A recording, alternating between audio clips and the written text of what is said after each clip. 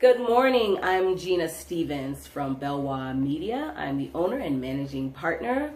This morning we're going to talk a little bit about blogging and why it's important for nonprofits. I'm not going to give you the nuts and bolts of blogging. I will do that in a separate video. So if you get a little lost on some of my terminology, don't worry about that. There'll be a different video on exactly what the nuts and bolts of blogging, what that is. So we're going to go ahead and get started on the importance of blogging for nonprofits, why you should be doing that, and what the benefits are, okay? So storytelling. Some of you who have already attended some of my workshops and presentations, you've probably attended one on storytelling. So blogging is going to be an important part of your storytelling strategy because you're going to take those stories that you've created in video form and you're going to make sure they're on your blog. And then once they're on your blog, you're going to optimize those blog posts for search engine optimization. Now I'm going to go over search engine optimization and the importance of that with your blogging in a separate video. So make sure you come back to my website later to look for that, blog post.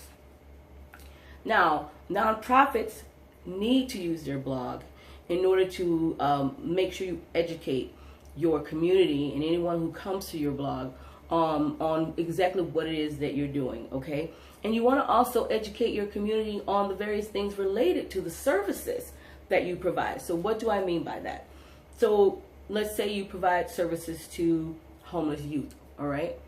What you want to do is become a source for information about what actually is going on with homeless youth in your community and in the nation as a whole, right? So when people come to your blog, they come to your website and they click on the blog link, they can read and find out all this information about what exactly is going on with homeless youth in your local community. And then what's going on with homeless youth across the country, right? So let's take domestic violence as an example. Maybe you serve people who are victims of domestic violence in your community.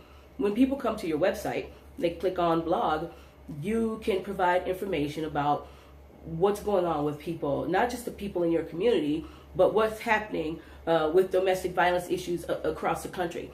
Why do you want to provide that type of information? You want to provide that type of information because people need to know why you need money from them.